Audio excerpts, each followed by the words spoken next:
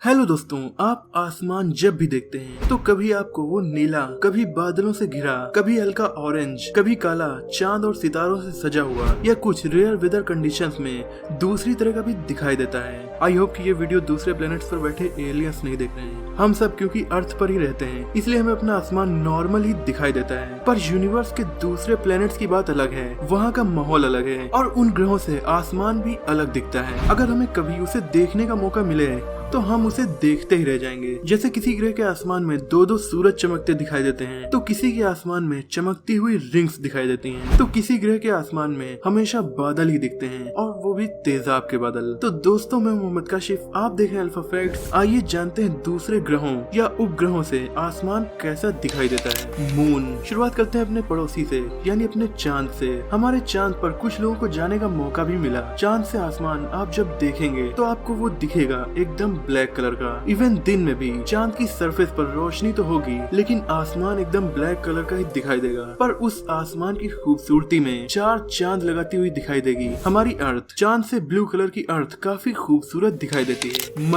Mercury सूरज के पास सबसे पहला प्लेनेट है और सोलर सिस्टम का सबसे छोटा प्लेनेट है। सूरज के पास होने की वजह से ये खुद भी बेहद गर्म है। इसकी एटमॉस्फेयर में है हीलियम, ऑक्सीजन और हाइड्रोजन। हालांकि इसकी एटमॉस्फेयर बहुत ही कम है और इसी वजह से सनलाइट को कोई भी इफेक्ट का सामना नहीं करना पड़ता, और इसका आसमान भी किसी स्पेशल कलर का नहीं दिखाई देता, बल्कि मरकरी से आसमान एकदम स्पेस की तरह ही दिखाई देता है। यानी जैसा आसमान आपको स्पेस से दिखेगा, लगभग वैसा ही आपको मरकरी से दिखाई देगा। चमकीले स्टार्स, ब्लैक ग्रे बैकग्राउंड और सूरज जैसा अर्थ से हमें दिखता है, इससे 2 गुना बड़ा और 6 गुना चमकदार आपको मरकरी से दिखाई देगा। और तो और मरकरी का एक दिन अर्थ के 59 डेज यानी लगभग 2 महीने के बराबर होता है। वीनस। मरकरी के बाद नंबर आता है हमारे सबसे करीब मौजूद सूरज की तरफ से दूसरे प्लेनेट यानी कि वीनस का। इसका एटमॉस्फेयर बहुत ही खतरनाक है। यहाँ 96% कार्बन डाइऑक्साइड है, इसलिए हम इंसानों के लिए तो इस प्लेनेट पर जाकर एक दिन भी जिंदा रह पाना नामुमकिन है। यहाँ का एटमॉस्फेरिक प्रेशर अर्थ के एटमॉस्फेरिक प्रेशर से 90 गुना ज्यादा है, इसीलिए आपको इस ग्रह की सरफेस से सूरज दिखाई ही नहीं देगा, कभी भी नहीं। और तो और अगर आपको इसमें सूरज दिखेगा भी तो वो पश्चिम से निकलता हुआ और पूर्व में डूबता हुआ दिखाई देगा, क्योंकि वीनस उल्टा घूमता है। इसका आसमान आपको एकदम घना ऑरेंज कलर का दिखेगा और हर तरफ सिर्फ बादल ही बादल दिखाई देंगे। यहाँ का सरफेस टेम्परेचर 480 डिग्री सेल्सियस तक होता है, जो कुछ ही देर में हमें भाप में बदल देगा। और यहाँ तेजाब की बारिश भी होती है, इसीलिए अब ज्यादा देर तक हम इस प्लेनेट पर नहीं रहेंगे। सीधा चलते हैं अर्थ के दूसरे पड़ोसी ग्रह, जो सूरज की तरफ से 4th प्लेनेट है, यानी कि मंगल ग्रह पर। यहाँ का एटमॉस्फेयर अर्थ से 100 गुना पतला है। इस पर भी 95% कार्बन डाइऑक्साइड है। हम इंसानों को यहाँ जाने का बहुत शौक है, इसीलिए हमने इस प्लेनेट पर इतने रोवर्स और सैटेलाइट भेज दिए हैं कि हम इंसानों को इसके बारे में इतनी नॉलेज है जितने की हम इंसानों को अपने समुद्रों के बारे में भी नहीं है। तो दिन में मार्स का स्काई साइंटिस्ट के मुताबिक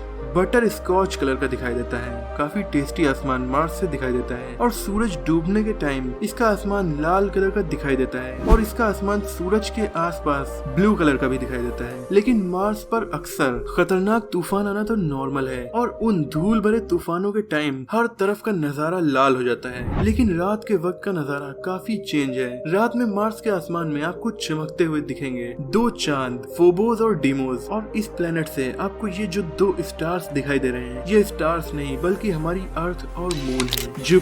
जुपिटर द गैस जायंट हमारे सोलर सिस्टम का सबसे बड़ा प्लेनेट। इसकी सरफेस पर आप खड़े नहीं हो सकते, क्योंकि इसकी सरफेस एग्जिस्ट ही नहीं करती। ये गैस का बना है। इसका आसमान आपको गहरे नीले कलर का दिखाई देगा, ऐसा मानना है हमारे साइंटिस्ट का, क्योंकि इस प्लेनेट से सूरज हमारी अर्थ के मुकाबले 27 टाइम्स कम चमकदार दिखाई देता है। इसीलिए साइंटिस्ट के मुताबिक इसका आसमान गहरे नीले कलर का दिखाई देता है। और आप इस प्लेनेट में जितना अंदर तक जाएंगे, आपको उतना ही नए नए कलर के बादल दिखाई देंगे, और ज्यादा अंदर जाने पर दिखेंगे टोटल डार्कनेस। इसके अलावा इसके आसमान में आपको बहुत से बड़े और चमकदार चांद चमकते हुए दिखाई देंगे। यहाँ तक कि इसका आयु मून हमारे चांद से भी बड़ा दिखाई देगा। वैसे तो इस ग्रह के 79 मून्स का पता अभी तक हम लगा चुके हैं, पर ये सभी चांद साइज में एक दूसरे से काफी अलग हैं। कुछ काफी बड़े हैं तो कुछ काफी छोटे हैं। आपको इसके क्लियर स्काई में मेनली 3 चांद ही दिखाई देंगे, क्योंकि ये काफी बड़े हैं और इसके पास भी हैं। और वो 3 चांद हैं आयो, यूरोपा और गैनीमेड। सैटर्न हमारे सोलर सिस्टम के सबसे फेमस और खूबसूरत प्लैनेट्स में से एक। ये फेमस है अपनी रिंग्स की वजह से। ये ग्रह हमारे सोलर सिस्टम का दूसरा सबसे बड़ा ग्रह है। इसकी एटमॉस्फेयर का ज्यादातर भाग हाइड्रोजन और हीलियम है। इसका आसमान भी आपको ब्लू कलर का दिखाई देगा, लेकिन चारों तरफ धुंध भी रहेगी, यानी आसमान ब्लू और येलोइश दिखाई देगा। और इस आसमान में सबसे खूबसूरत नजारा होंगी सैटर्न की चमकती हुई रिंग्स। ये इसके आसमान में काफी बड़ी दिखाई देती हैं। इस ग्रह के 82 मून्स का पता हम इंसान अब तक लगा चुके हैं, लेकिन ये इसके आसमान में कुछ खास दिखाई नहीं देंगे, क्योंकि इसका सबसे बड़ा चांद टाइटन भी इसकी सरफेस से हमारे चांद के भी आधे साइज का दिखाई देता है। यूरेनस एंड नेपच्यून, इन दोनों ग्रहों को आइस जायंट कहा जाता है। ये हमारे सूरज से बेहद दूर हैं, इतना ज्यादा दूर हैं कि जब से यूरेनस का पता चला है, यानी 1846 से, इस ग्रह ने अभी तक सूरज का एक चक्कर ही कंप्लीट किया है। यूरेनस के भी सैटर्न की तरह रिंग्स हैं, पर वो सैटर्न से काफी कम है और इसीलिए वो इसकी सरफेस से ज्यादा अच्छे से दिखाई भी नहीं देंगी। इसका आसमान दिन में भी बेहद हल्का लाइट ब्लू कलर का दिखाई देता है, क्योंकि इसमें सनलाइट पहुंचती ही बेहद कम है और इसके 5 बड़े चांद भी इसके आसमान में देखे जा सकते हैं। नेपच्यून से आसमान भी बेहद अंधेरे वाला ब्लू कलर का दिखाई देता है। साथ ही इसकी बेहद पतली रिंग्स भी प्लेनेट की सरफेस से आपको दिखाई देंगी। इसके आसमान में आपको इसके चांद ट्राइटन और प्रोटियस भी आसानी से दिखाई देंगे। ये तो बात होगी प्लैनेट्स की। अब कुछ ग्रहों के चांद का भी नजारा देख लेते हैं।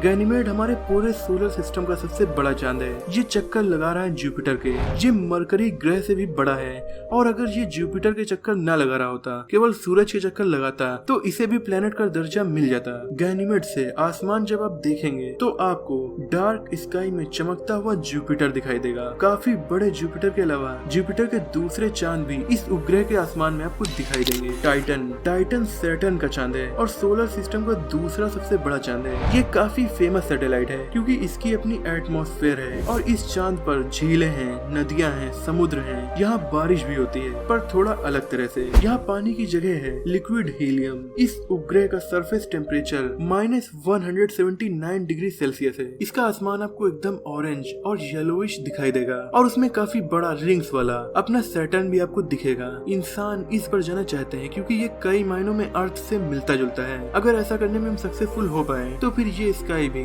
हम इंसान कभी अपनी आंखों से देख पाएंगे। केपलर 186f, ये है अपनी अर्थ का सगा भाई, जो इससे काफी दूर है। ये प्लेनेट हमसे 550 लाइट ईयर्स की दूरी पर है, यानी कि लाइट की स्पीड से चलने वाला व्हीकल बनाकर भी हम अपनी लाइफ में इस तक पहुंच नहीं सकते। ये पृथ्वी से जरा सा बड़ा है और हैबिटेबल जोन में है। ये एक बौने तारे का चक्कर लगा रहा है। इसका आसमान अर्थ से काफी अलग दिखाई देता है, मतलब हल्का रेड कलर का, और सनसेट के टाइम इसका रेड कलर काफी ज्यादा हो जाता है। साइंटिस्ट को उम्मीद है कि इस ग्रह पर भी लाइफ हो सकती है। तो दोस्तों, इनमें से आपको किस ग्रह का आसमान सबसे ज्यादा खूबसूरत लगा? भले इन ग्रहों के आसमान काफी अलग हो, लेकिन अपनी अर्थ से खूबसूरत तो शायद किसी ग्रह का आसमान आपको नहीं लगा होगा। हमारी अर्थ की बात अलग है, जरूरत है तो हम इंसानों को इसे नुकसान पहुंचाने से बचने की, तभी ये खूबसूरत नजारा हमें दिखता रहेगा, वरना फिर पॉल्यूशन की वजह से हमें अपना आसमान भी नहीं दिखाई देगा। अगर आपको ये वीडियो पसंद आई हो तो इसे लाइक और शेयर कीजिए। ऐसे इंटरेस्टिंग टॉपिक्स पर नॉलेजफुल वीडियोस देखने के लिए हमारे चैनल को सब्सक्राइब करके बेल आइकन को दबा दीजिए।